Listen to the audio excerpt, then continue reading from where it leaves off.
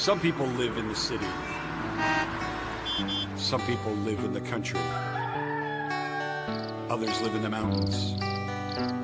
Me? I live on an island. Long Island.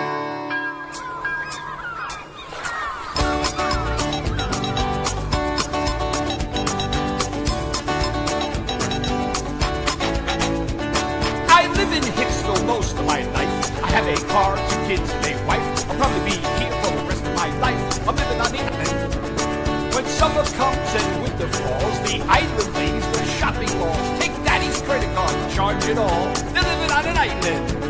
Oh, we're living on Long Island. Oh, you know it's so much fun. I'm living on the island. I'm just basking in the sun. Hey, Andy, give me a vodka. Is that your Camaro? It's gorgeous. You know, I went to high school with Billy Joel. Wow. I go to Hamptons on Friday night. I party hard till sunshine bright. Then I'm sitting in traffic on Sunday night. I'm living on an island. Yeah, living on Long Island. And you know it's so much fun. I'm living on the island. I'm not hurting anyone. Let's live. Hey there, islanders. If you're going out to the beach, you better get an early start. Traffic is miserable.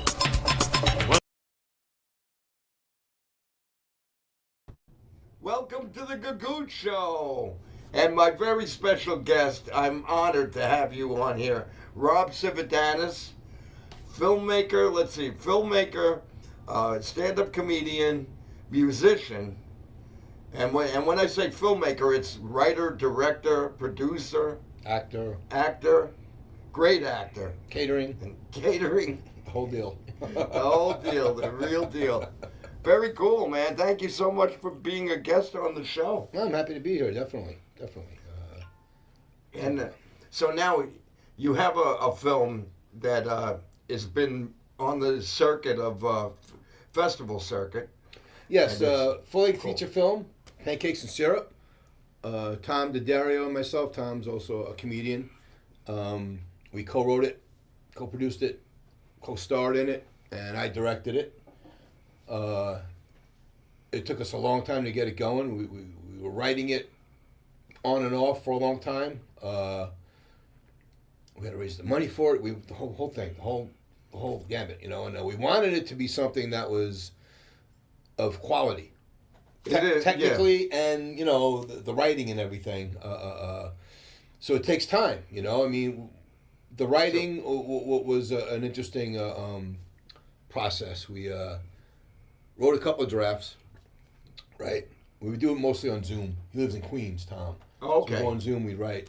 And you live here on Long Island? I'm on Long Island. Yeah. And the first couple of drafts, and I have a friend of mine who's a very good writer. He teaches writing. He's involved in the film business with writing. And he'd read this for me. So he read it. And he's also one of the most diplomatic guys you can go to. And he said, all right. He goes, so what you guys have here is you have a funny thing next to a funny thing next to a funny thing, which is fine if that's what you want. And the best note we got, he said, you keep introducing a conflict and then you just move on. And then there's another conflict. So why don't you try focusing on those a little bit? And that changed the whole movie. So so you saw some of it so far. So it really turned out to be drama with some comedy in it instead of comedy. And we gave the characters, you know, it was a real stretch. So my character's name is Rob, and Tom's character's name is Tom. So, you know, we don't want to stay too close to ourselves. And because we have done a lot of road gigs together doing stand-up, we know a lot about what we wanted to write into this movie, you know, being on the road together. So it was, like I said, it's from soup to nuts. We wrote it, we got through that, and it's not easy. You know sure. Two people, you know, you got different ideas sometimes, and you got to give and take, and then we were like, all right, so we have hello. Hey. How are you? Mezzy D, ladies and gentlemen. Yeah. So sorry about that. Hi, I'm Rob. Rob, nice to meet Rob you. Cividanis. Yes. Filmmaker, stand-up comedian, musician, and caterer. Yeah. Oh, yeah. and we love that. We love a jack of all Absolutely. trades. I'm sorry, I cut you off. Continue what you're No, saying. So anyway, problem. we were talking about Rob has a film that's winning awards, and it's on the Film festival circuit. It's called Pancakes and Syrup. Oh, that's a good. The title's got me already. I'm sold. I mean, who doesn't love Wait, what is it? Did you already give the blurb about what it's about? Well, it's a porn. No. Oh my God! I was like, sign me up. I'm done. Okay, sorry. No, it's not. It's it's drama. It's comedy. It's a road movie. You know, we're two guys. It's a feature film too. Yeah. It's a real It's not a short film. It's a real feature film. And I was saying we really wanted to shoot for something that has some quality, technical wise, and because I think people's expectations, right, are at a certain level when you're making a movie. Oh, that's good, cute. You can do a little. Do a little sketch thing. And the thing is, you see a lot of things of everybody in life. We'll see friends, relatives, that they'll put little things on YouTube and it's, it's a camera in a hallway, and it's, not lit, and it sounds like the camera's hell. like shaky. Yeah. So that's what people's expectations are. So when people see this movie, they're like, we did a screening in Belmore in a 300-seat theater, and friends and family galore, and anybody that had anything to do with helping us out with the film. And afterwards, the comment I got most was, Rob, it's like a real movie. I said, well, that was the goal. Right. But it's where people's expectations are. And it takes a lot of things to happen the right way. And just a lot of things have to align, because what we were just saying, Tom DiDario and I wrote it together. That was a feat to do, because I never wrote with anybody before, never wrote a full screenplay before. I handed it to a friend of mine, and he gave us some good notes. It changed it from what would have been like a sketch comedy thing into a film. Oh. We gave these two guys demons that they're living with and conflict with each other. And because Tom and I are both comedians, we've done a lot of road gigs together. We knew a lot about what we were writing. We shot here. One of the scenes we shot in this building. Yeah, that's one of the so scenes cool. here. It was the old, it was like a radio station scene. Oh, okay. So it was perfect. It was perfect.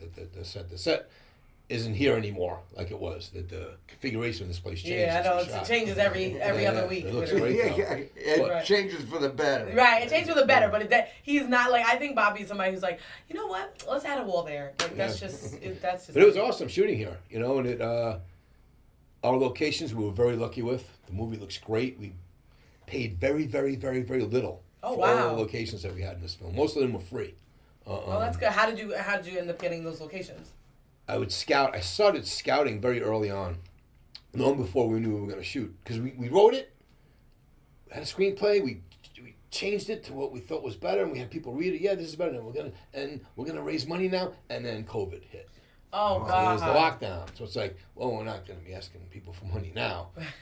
So it probably would have been the better time now, because they're saving all the money. But anyway, even just before that, I was going around. You just go to places local, and I would say, "This is what I'm doing. I'm doing an independent film. We're really not going to have money to speak of, and wonder if we can use your space." And so many people were like, "Yeah, no problem."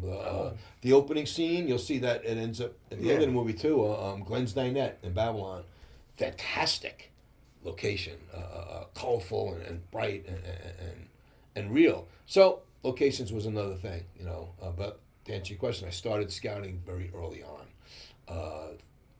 Some of them fell through.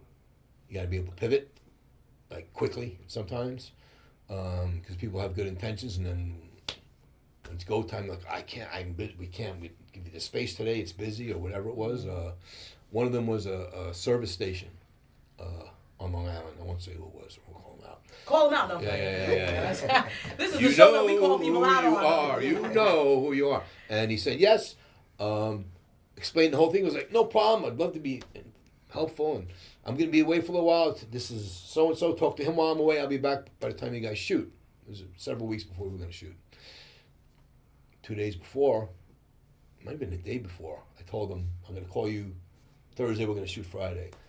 Guy answers the phone. He goes, I want to help you guys. I got a lot of trucks in here right now, and I want to help you. I don't want to lose money. I said, yeah, but no. And he started getting loud with me. He started yelling on the phone. I was like, all right. I just hung up. I'm like, all right. So now, where I bring my car to get serviced near where I live, I had mentioned we were going to be making a movie. So the guy that worked in the place said, you know what? I've been on sets. If you need any help, let me know, man. I'll just show up. If you need equipment moved, if you need us, yeah. I call him. Listen, we were going to shoot you know, the guy, it's a service station, and he goes, well, when are you shooting? I said, well, we're going to shoot tomorrow morning. He said, be here. Wow. So we had a better location than we would have had. That's what kept happening. Anything that fell through, we wound up with something better. If you really stick with what you're doing and stay focused, that seems to be what happens a lot, you know. It's a million things can go wrong shooting a film. Yeah. Sound, actors don't show up, you know, whatever. People don't know what their lines, people, whatever it is.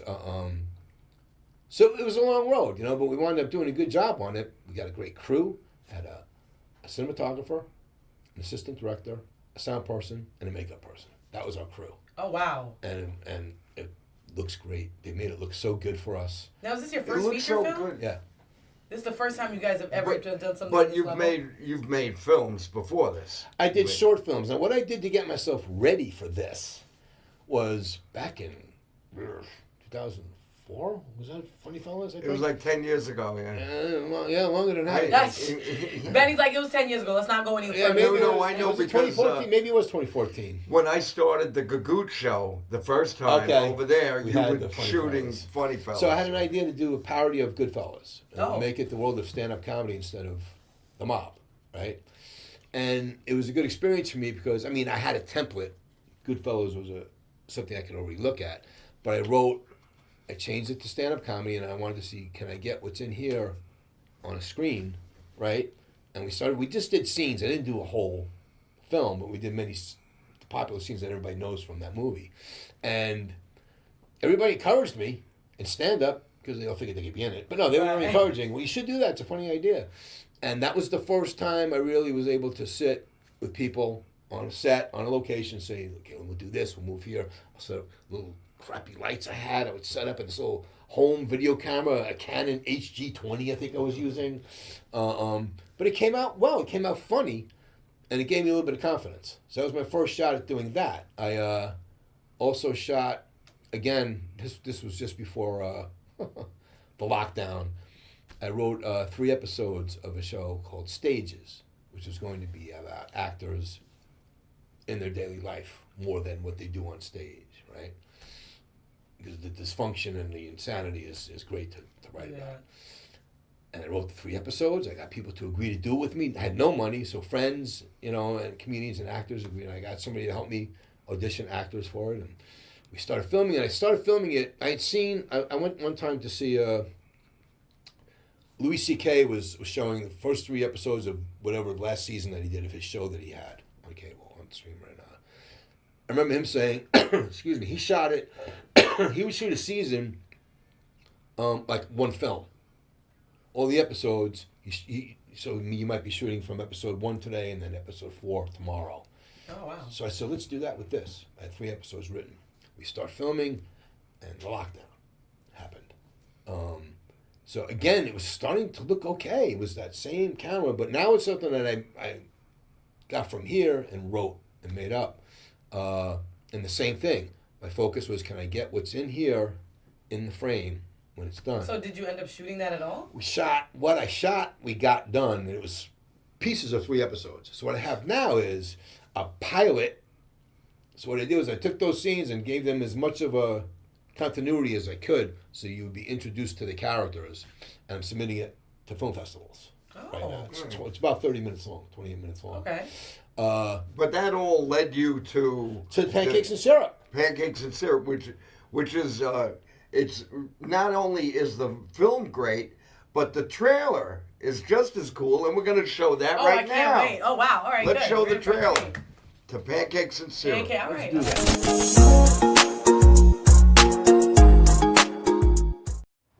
What do you think? This looks nice. Where should we sit? I don't know. Stool maybe? Know what you want to eat? You know what? Can you give me a minute? I'll be right back. Dude, what the was that, man? I've been having a bad day for the past couple weeks. Maybe we should just talk about this tomorrow. I can't. I'm leaving town. I got this road thing. Road thing? Yeah, I have a string of gigs, and then I'm heading out to LA. You know what? That's perfect, man. I am going You said it yourself, right? People don't always get to do what they want to do. I have my own to worry about. What problems do you have? Oh, I don't know. Bookers, managers, agents, club owners, annoying passengers. Luxury problems, man. Luxury problems. What is a luxury problem? You get to do the thing you want to do. You're living the life you want to live, man. Bookers, agents, managers, luxury problems. Are you going to make the show tonight? I got to get to a meeting. Meeting? AA. I had a lot of time sober, and I up, and basically, if I don't get back to it, I'm done. Ow, ow, ow, ow. Thanks for coming in. Maybe she turned the light on. I got to look at this guy. Hey. My son is here. I haven't seen him since he moved to France. France? Where are my grandchildren? You're not my father. So, are you the guy with the vagina? We're always about your happy. Have you ever even met my happy? This is getting us nowhere. I can't even understand what you're saying. We have diversity here.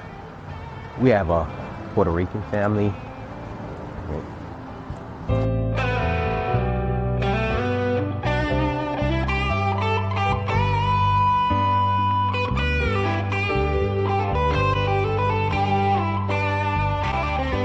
Did you write a screenplay? Are you trying to make a movie? No. I'm ambitious. I'm not delusional.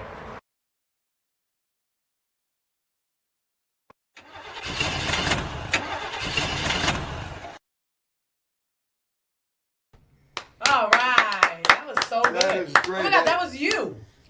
With brown hair. Yes, it aged me. That is so.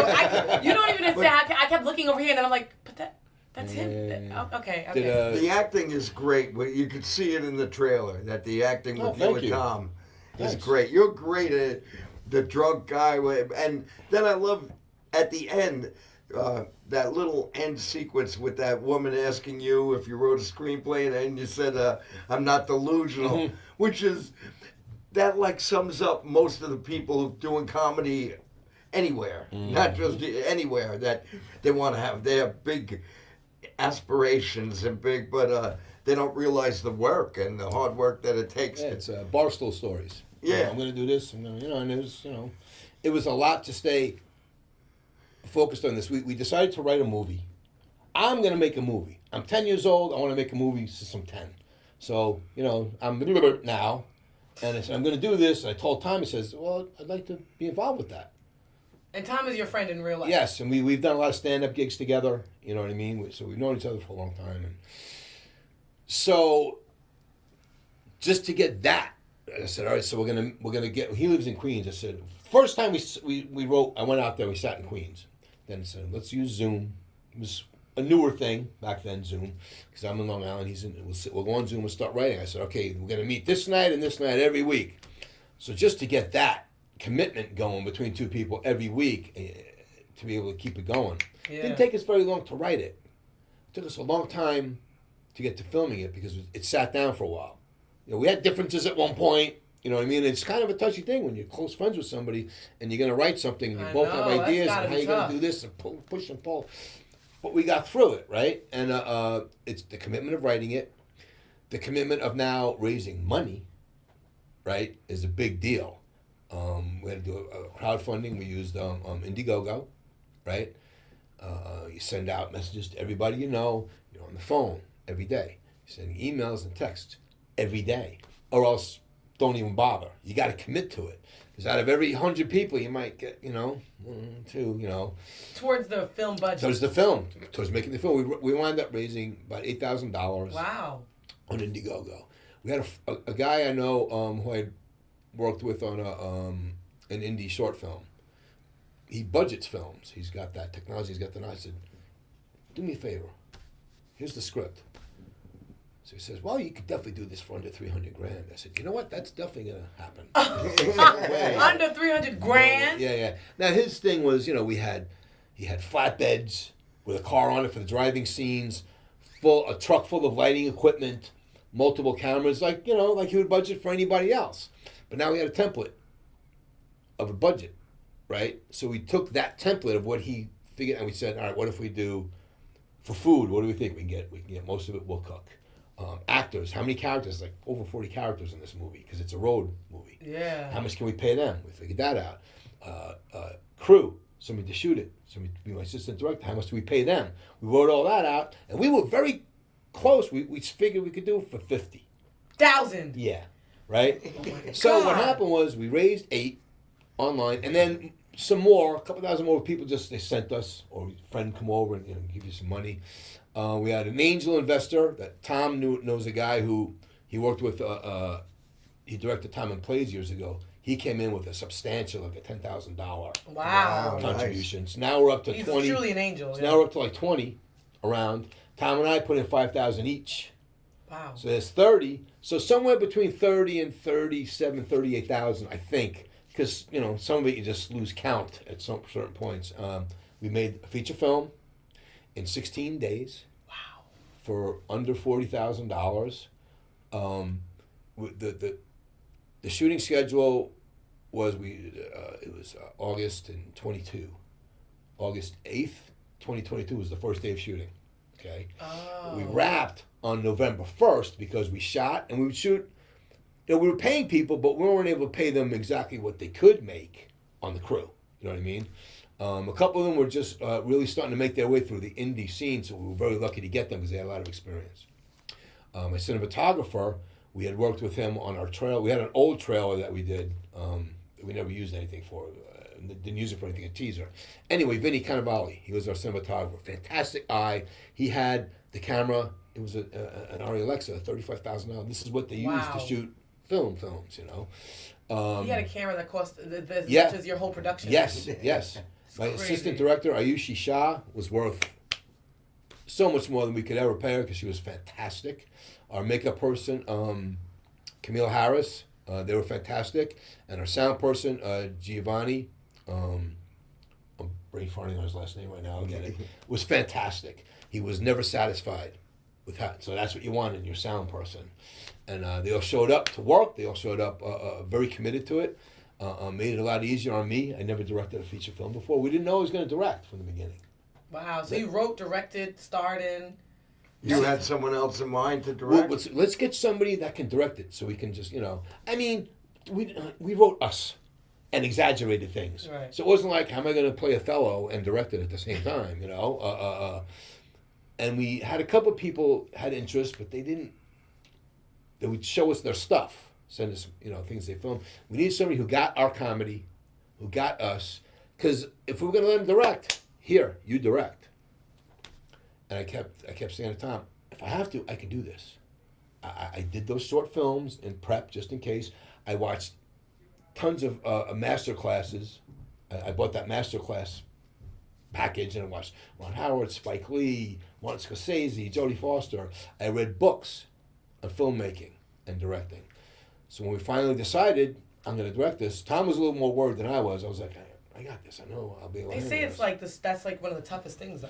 Yeah, because you can be in the parade, you can watch the parade. You can't do both, but you can if you're going to direct your own movie, and you got to just be educated about it. And again, like I mentioned before, you need to be able to pivot when things change. You need to be able to listen to other people and not be, one of my favorite filmmakers is Stanley Kubrick, right? His movies are classics. He would make actors do 103 takes of one thing.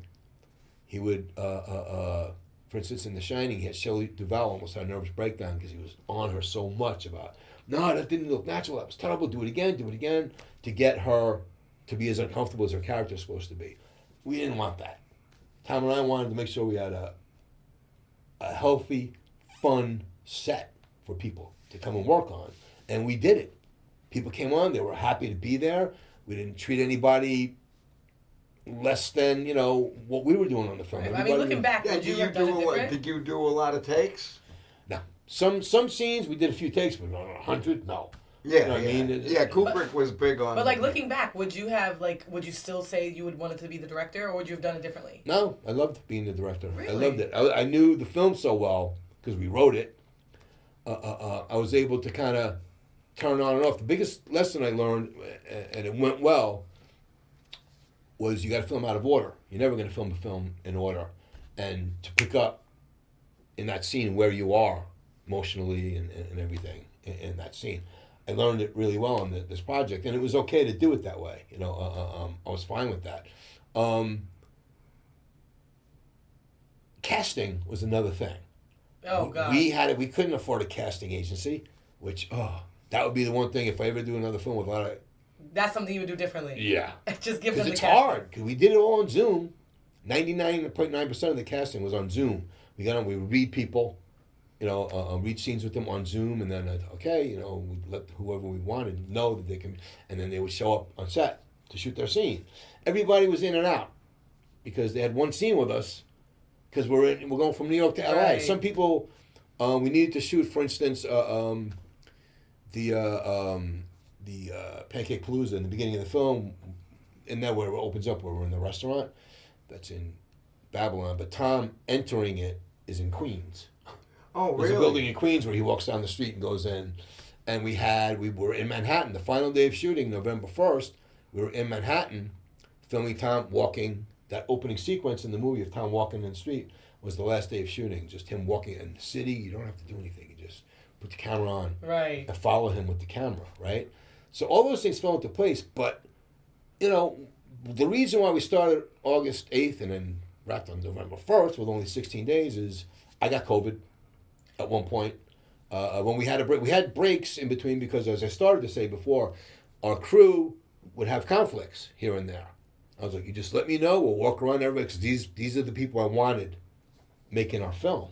Yeah. So I went. I had tickets to go see the Red Hot Chili Peppers at Salem because we were going to film. Then I realized when we were off, they're playing in Philly. So I'm going. You were like able to I'm go going. there. I got in my car. I got the lousiest, cheapest hotel room I could get. I went to see them in a baseball stadium. I came home. I don't know if that's where, but a couple days later, I had COVID. Oh, wow. I blame the Red Hot Chili Peppers. Yeah. Okay, now, it's a road picture, so were you actually in those different cities, or? See, what's great is that you even have to ask. Yeah. Right. Yeah, that's why. In the movie, we drive from New York to L.A. In reality, we were in Long Island, Brooklyn, Queens, and Manhattan.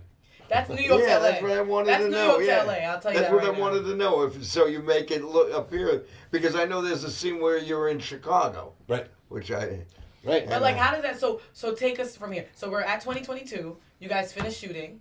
Why now? Like, how did you? What made you guys say, all right, now it's time to put these in the festivals? Well, here's the thing. We finished shooting on November 1st, 2022. Our cinematographer, Vinny Carnevale, was gracious enough to agree to edit it also for us. Wow. Oh my God, that's so lucky. We had, again, we were working from a small pool of money, and we're tight. We got very tight, working together and just knowing each other. And him and Tom stayed with me when we were filming on Long Island, so that they didn't have to go upstate and Queens and come back.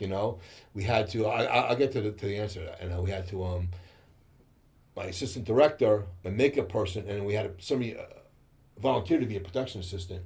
We're all what you would call outside a zone. If you do things in SAG union, which we wanted to follow those rules, okay, to be fair with everybody, we had to get them a B&B out here in Merrick for the duration of the shoot. So that they're not, either that, you got to pay for them to go back and forth from Jersey. So these were SAG actors?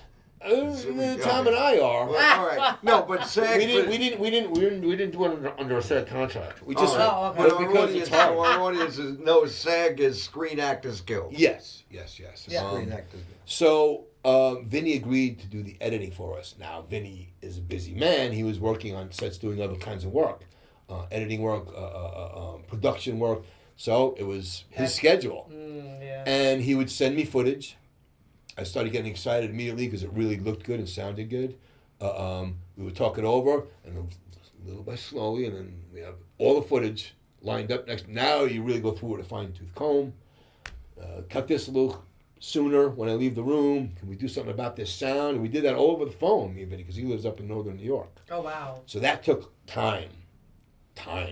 Our first festival was in 2024. We went up to northern New York, Tom, myself, and our producer, Lawrence. And it was the first experience in a festival. We started to see what it can be like. It's a nice theater and a handful of people, not a lot of people. The filmmakers showed up to watch the movies. Anyway, we won Best No Budget Film. Oh, wow. We were submitted to Best Comedy or something. So, the last night they're doing our award comes and goes. Like, well, we didn't win, but that's okay. And then the woman says, well, just in the beginning of the night, she said, everybody pay attention because every once in a while we'll adjust things because of the projects that we're looking at. You may not get what you submitted for as an award. When they said Best No Budget, Pancakes, and she said, Rob Cividanis and his team, which was very ego boosting, for Pancakes and Syrup, and we won first time out. Right? Wow. That was on a Friday. That Sunday we had that screening in Belmont with 300 people. We got to see it, which was sit in the back of the room, waiting for the reaction of 300 people. It went really well. So all that time was worth it to get it done the way we wanted to get it done. So to answer your question, it was because of scheduling and Vinny being able to edit it and having it be the way I wanted it to be. And, him and I would work on it. We'd send Tom stuff. He would weigh in on it, the edits. Now, to even know, in my mind, I needed to know. Do we have chemistry? I have no idea, Tom. We're friends, but I don't know. So, go back years before we shot the movie. We were doing a road gig. We had written the screenplay. I don't know if it was all of it or most of it was written. This is years ago. We were doing a road gig in PA together. So when Tom Scarra had that little Canon camera with a suction cup mount, and we did a scene where we have this discussion about our dads. And he shot it this angle, that angle, this angle. I went home and put it together, and we watched it. It was like, okay, we have chemistry. Good. You could see that the chemistry in the trailer. Yeah, I think so. I mean, All right. I was just, okay. We're going to show a couple. We have more of Rob's footage from Pancakes. Yeah, I have and more Syrup. questions. That's why And we have something from Funny Fellas that he talked about. Okay. But before that, we're going to have a commercial break. Alfredo Gagootz. Alfredo Gagootz. He's going to be here on Saturday at Governor's. Saturday at Governor's. Celebrating so he's the tell OG. us all about it.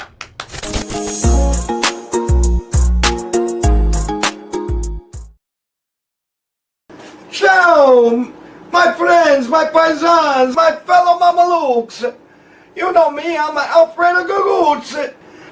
Anyway, I got a couple of things I want to tell you. Big show coming. There's at a Governor's Comedy Club in Levittown at the Giggle Room. Oh, yeah. Benny Rizzuto's 70th birthday party. 70th birthday bash.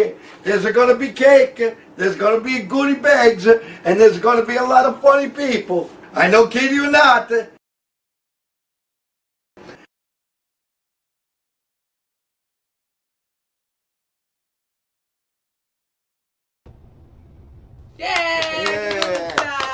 Alfredo Gagootz. I'm very excited about that show. For no money, Alfredo Gagootz made a commercial for me. Don't tell him that. He's very upset. He's still waiting for his check in the mail.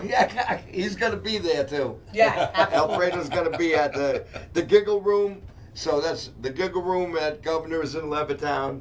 I'm so excited this for that Saturday show. night, me too. I'm very excited for it. We're going to have fun. And So we are excited. going to have fun. Yes. It's a wild, we have, you probably know all these, Janice Massetti, you know, Janice is going to be there, Mezzi D, Joe Curry, Tim Saliani, Chaz Velez, who's been on the show, and Debbie Amore. And I don't think and hosted by my son, Ryan Rizzuto. Oh, yeah. Oh, nice. So, yeah. Nice. Very That's cool. Gonna be good. That's going to be a lot of fun. I'm excited for that show. Young man. Young Young man. man. I don't know if you met, you met Ryan. I was talking about you, 70 years me, young. 70.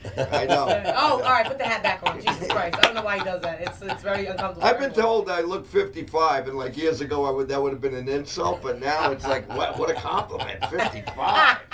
That's great, 55. Okay, yeah, that's I believe it. that's I believe 15 it. It's years, true. He right? looks good. It's the Jewish in him. But wait, I have a question. I'm not a Jew. Stop. Now, oh my God! You know what? I've been saying it so much. I swear. Canceled. We are canceled. That's it. No, that time I actually believe it because he's a Jewish jeweler. Yeah. Okay. You know, And I keep calling him Jewish. I keep forgetting I that. was in a French short film last year called Scarred Angels. And they called me up and they said, we want you to play Jewish actually offense. So a Jewish person, I had to wear a yarmulke, but it wasn't stereotyped. I didn't do oy vey or any. Right. He was thinking it though. But You were Benny. But I was Benny. I was just Benny, and he said, Benny, my friend, what's his name? Greg Kritikos. Greg said, Benny, I showed the director we're looking for a Jewish actor to play this part, and I showed the director your picture, and he said he's perfect.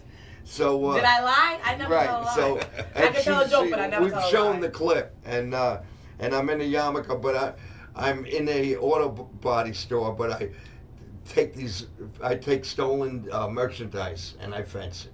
Okay. So I take stolen diamonds and you typecast. Right now he's Jewish. He's going to be playing a Jewish jeweler for the rest of his life. It's great. No, but Rob, I'm curious for like young filmmakers out there. How do you even get into a film festival? Like, how did you even get into that first one, let alone the second one? I'm very flattered that you're having me talk to young filmmakers. Like, I mean, yes, you're very. So let me tell you, if you want to, so for film festivals, you have a completed project. There's filmfreeway.com. This is where everybody enters their films at the festivals. Now, this isn't, they are listed on there, but we weren't doing like Sundance and Tribeca only because you have to premiere there. We wanted to be able to have an opportunity to have as many people see it in different screens in different cities. So, lower to mid-level, however you want to word it, there's thousands of festivals. Filmfreeway.com. You go on there and you pay a couple bucks to each festival. That doesn't mean you're going to get in, right? And then they select you. They grab a link of your project that's on the site. It's protected, but you can allow them, and that's how you get into festivals. So So you pay money, but not you pay money just to enter. It's like a comedy festival. But like when you enter. Yeah, but it pays money, but then. You might not even get accepted. But that's what I'm saying. Comedy festival. Comedy festival, the same thing. You pay money and then you don't perform. You might not. You might not. They don't choose you. Now they also may select you, but then not nominate you. So there's a couple of them. We were one of them, I think. Is there one that we selected and not nominated?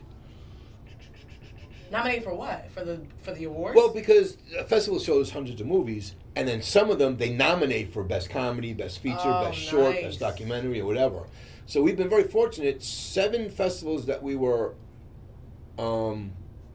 accepted to, we won 5 awards, or 6 festivals. We won 5 awards so far. Wow! Out of 6 festivals, that's great. That's a big deal. But I mean, we submitted. I don't even know the number. We're not going to talk about that, but we're talking about the success. No, but I want, and I'm sure young filmmakers or even people who finally make a film. Well, we're a couple $1,000s in submission fees. Wow! It's going to be 2 years this September. Okay. This February. So, again, we were spoiled. We won the first one. We won an award. I know right? Northern New York, in Brooklyn, out here, Nylif, Jerry Ferretti. There's a film festival out here. I actually have Jerry Ferretti's the best. Yes. I made. He was the gentleman sitting at the counter in the restaurant there. I immediately was like, oh my God, I know that guy. So I made a documentary recently. It's about 18 minutes long about the making of Pancakes and Syrup, and submitted it to festivals. It'll be showing at Nylif, the New York Long Island Film Festival, October 23rd. Ooh. In the 230 block of Shorts at the theater. Brain farting on the name of the theater on Wellwood Avenue in Lyndhurst. But if you look up Nylif, Studio Theater. No, the other one. Is it Studio? The tiny one. The tiny black box one. Yeah. October 23rd, 230 block of Shorts. Looks like a movie is the name of the documentary. Looks like a movie, the making of Pancakes and Syrup. The second day we were shooting on the set, I'm looking at the camera, the replay. I said, Vinny, come here. The cinematography. He says, what? I said, look, it looks awesome, man. It looks great. He goes, yeah. Looks like a movie. So that's how I named the documentary. Okay, I love it. So all this behind-the-scenes stuff I kind of threw in there. It's a short documentary. It's 18 minutes. I wanted people to be able to see the people that worked on the film. Same thing with stages. Why I put that together as a pilot, I want people to be able to see the work that my friends came and did as actors. Right. Yeah, we'd like to see that too. I know. I would. I would have said, you got that right there. I would have loved that. Let's watch it. No, we don't have stages. We have but we have more of pancakes and syrup. Oh, show me. Yeah, so we're going to show another video now of 3 different clips of pancakes and syrup. Ooh, 3 different clips. We're getting spoiled today.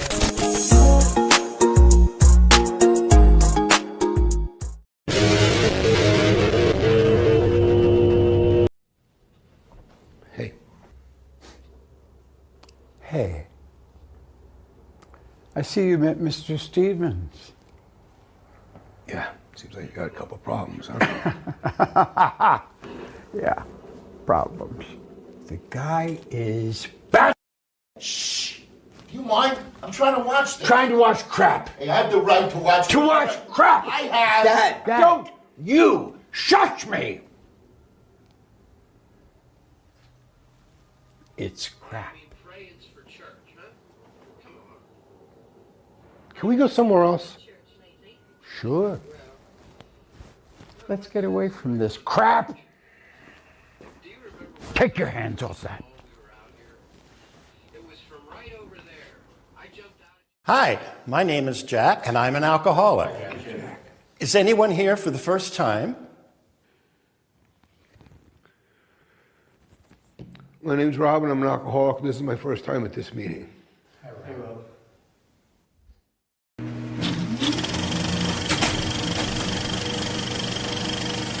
I wanted to make a movie since I'm a kid. If you have a best friend, if you want to really know if you're best friends, do a feature film from soup to nuts. If you're best friends afterwards.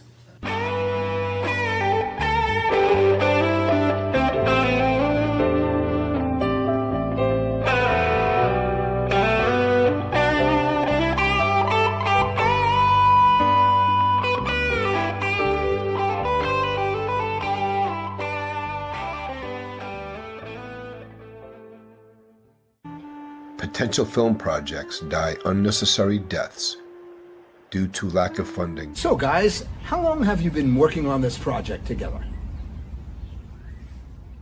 These 4 people, knowing what they were doing, made it possible for it to look like it looks, sound like it sounds, and we did it in 16 days. A lot of work. Worth it though. Who's directing?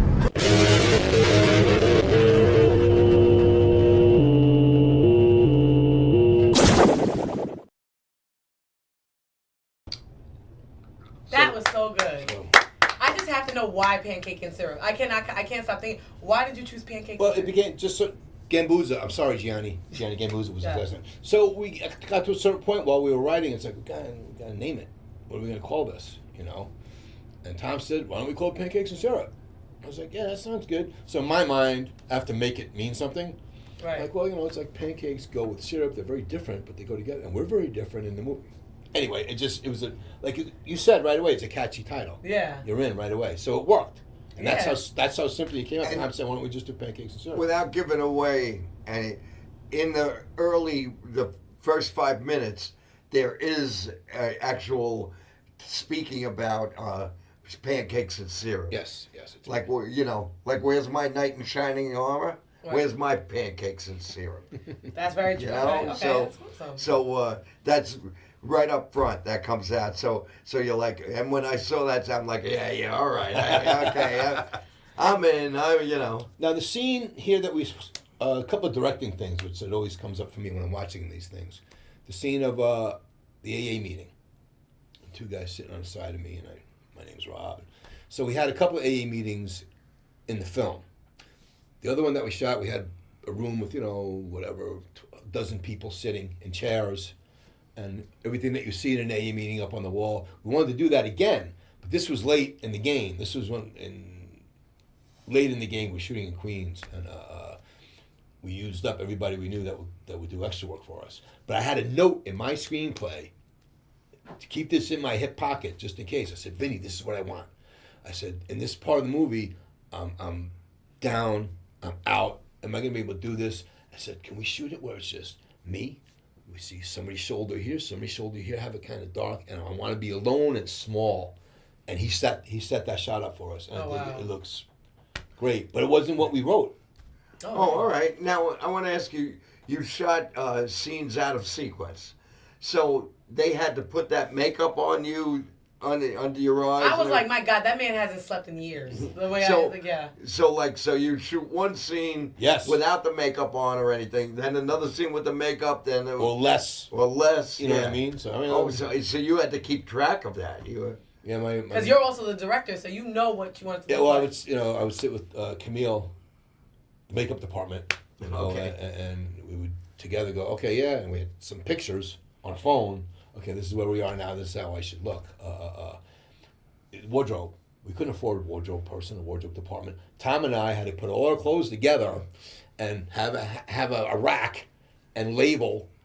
This shirt's going to be in scene 1, scene 2, whatever. Oh my God! Yeah. And keep that in order for the whole shooting of the film. Only once. There was one time where we shot a scene where Tom's on the stage in a club, and I'm in the back of the room listening to him, and I laugh and clap. We were done. We pack up. We're going home. I said, I had the wrong shirt on. Oh my God! Because it transitions right after the show, so we had to shoot that again, which we could have shot here. It's just a wall. But other than that, we kept the transitions of the costumes. Yeah, no, keep going. No. All right, so now you said you shot this film out of sequence. Now that was easier, that was more practical to do it that way? It always is. All right, and I notice that most directors, they shoot their scenes out of sequence, where the only director, John Huston, claimed that you should shoot the film in sequence because he brought up Chinatown, when they made Chinatown. Because he said if they didn't shoot it in sequence, then that scene where, because they just came up with that scene where Roman Polanski cuts Jack Nicholson's nose. Yeah. He said if they didn't, that just was spur of the moment. He said if we shot those scenes earlier, like the scenes of the end, then you got to go back. So, and he said that it's a good thing to begin the picture, but I think he was probably one of the rare directors to do that. If you have a studio and you're going to shoot in a studio, you can shoot in order. But these locations when we can get them. Right. Yeah, no. And I think independent filmmakers should know something like this. Oh, absolutely. You got to be ready, and again, you got to be ready to pivot if something goes wrong. Now, the first day of shooting, we shot. You saw this. We're in a parking lot of a diner, okay, in the car, talking, Tom and I. This is the first day of shooting. So they mic us, and I think the windows were up for the first shot. And they had the camera coming through the windshield. Now, I'm aware they haven't seen us act yet. My assistant director, Vinny has seen us do a little bit of stuff, but so it's like, okay, roll them, and we're doing our scene. I'm aware in the back of my mind, this is them seeing, and these guys serious.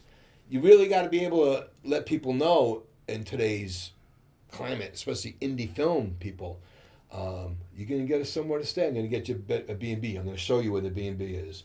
This is what the pay is going to be. I'm going to show you our budget. This is what we have. This is how we raised it. Because people, rightfully so, are going to be like, all right, 16 days, a full-length feature, you're going to pay us and everything. The first day of shooting, it was a heat wave in August. At the end of the day, we stopped at Friendly Ice Cream on Sunrise. I said, Tom, let's go in there and feed everybody. The crew and us. It's the only time we did that because, yeah, right. I can't imagine. But that's what we wanted the field to be. But I was aware that first day of shooting, it's like, this is the first time they've seen, how serious are we about the work that we're doing? And it was towards the beginning of the movie, but all out of order. You shoot everything out of sequence throughout the whole film. The last shot of Tom walking through the city, the last day that we shot and wrapped, that's the first scene of the movie. We're about to wrap it up, but I do want to know, what does the trajectory of this next year look like for you? Like, are you still going to be doing, like, comedy shows on top of promoting? I kind of backed away from the traditional stand-up comedy scene. I also do recovery comedy, like for rehabs and detoxes, because I'm in recovery. The character in the movie's in recovery. I'm in recovery. Wow. But I noticed, the comedy business, I noticed a lot of my friends started developing back trouble from bending over so much. So I don't really. Okay. I was like, oh my God, is this something I gotta write it, like worry about? No, but it was, and I'm not a young man. I just kind of got to the point where I'm middling in clubs, and the clubs would close, or they would change owners, or they started getting local people to also come in and middle as well as hosts who aren't as strong as people that have been doing it for a few years. So it kind of went that way for me. It's saturated. Well, everybody's a comedian. The comedy scene. Don't even start me. Don't start on going on social media. And everyone has a podcast too. Oh That's my why God, I tell people, this is not a podcast. I know. To me, this is a variety show. So sometimes I'll say variety show podcast because everybody thinks. To me, a podcast is a couple of people saying, "What do you want to talk about?" I don't know. What do you want to talk about? And Like they have no plan. Or let's They sit down don't know. politics at each other for an hour and say, "Thank you, that's a wrap." Now, the first thing that I shot, Funny Fellas, I was really nervous. I have these people showing up, and I gotta like, here's the dialogue, and we're gonna put a light here on the camera here. I had to be confident in it. And I think we might have a little bit of that. We have a little bit of that, and you'll see. You saw the quality of Pancakes and Syrup. Now you'll see one of Rob's first adventures. You're taking us to all of your discography. Is it discography? Is that what we call it? Yeah. Filmography. Filmography. Okay. I love it.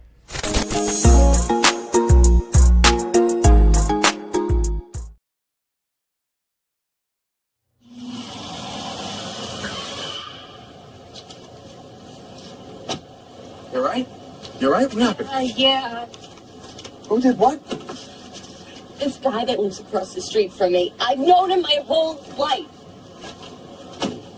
What? He did what?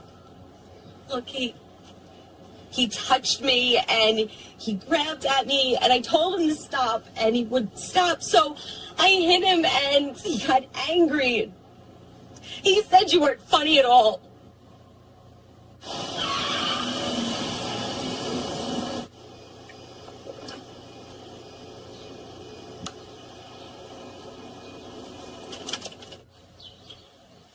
You sure you're all right?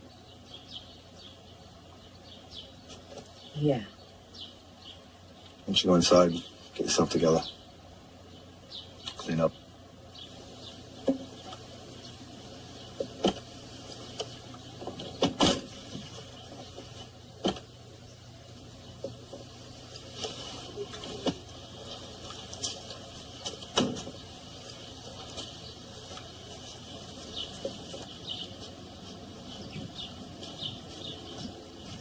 What do you want, Hanky? You want something? What are you doing? Well, my mother, you say I'm not funny again? You're dead. Don't hit me.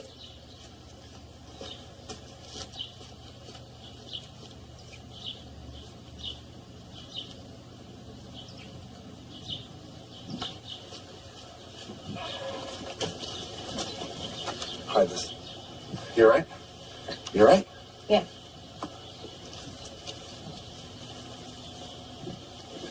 I know there are women, like my best friends, who would have gotten out of there the minute their boyfriend gave them a mic to hide. But I didn't. I gotta admit the truth. It turned me on.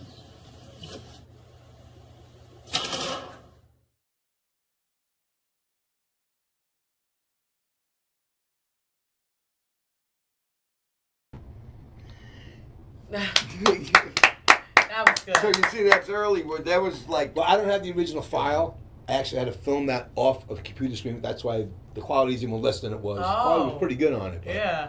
Anyway. Oh, that was so funny. And shout out to Terry for that one, too. He's You gotta let Terry know you saw it. He's like, I know, I will. The way he punched that guy, I was like, oh my God, that guy punched Terry his whole life. McNeely and You can't picture Terry angry, you know? No, Yeah. definitely not. and Kristen Florio. Yeah, awesome. Kristen Florio, she's a great actor, really strong.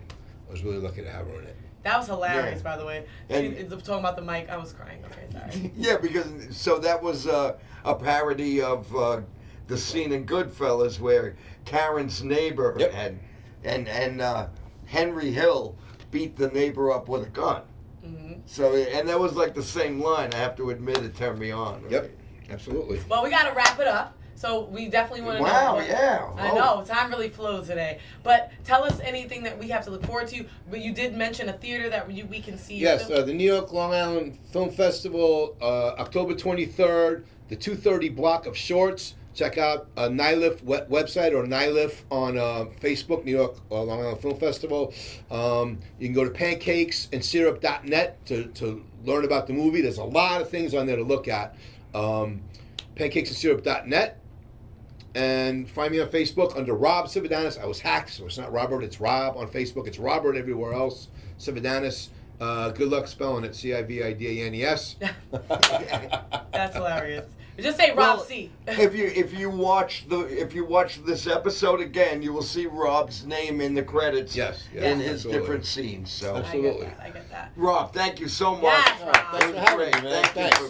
I'm excited. What do you have, Benny, this weekend? I have the Benny Rizzuto's birthday Hello! at Governor's Comedy Club. 70 years young. And 70 years young. Don't take that hat off. Jesus, we don't need it. Mezzi's going to be there. Janice Masidi, Ryan Rizzuti, Tim Saliani, Chaz Velez, Joe Curry. It's going to be one. Oh, phenomenal. And Debbie Amore. Oh, yeah? I forget Debbie. And it's going to be one hosted phenomenal. by, you said it right. And there's going to be goodie bags. I wasn't lying about that. I'm going to be helping make the goodie bags, so you know they're going to be extra good. Yeah, goodie bags. Nancy made goodie bags, and we're going to have cake. Ooh, so I don't know what that's kind why of I cake. love. That's why I love. See, I love an Italian Long Island mother. She's always gonna make sure everybody's fed. So thank you so much. Thank you we'll for watching. We'll see you in 2 weeks. That's some adios. Take care, everybody.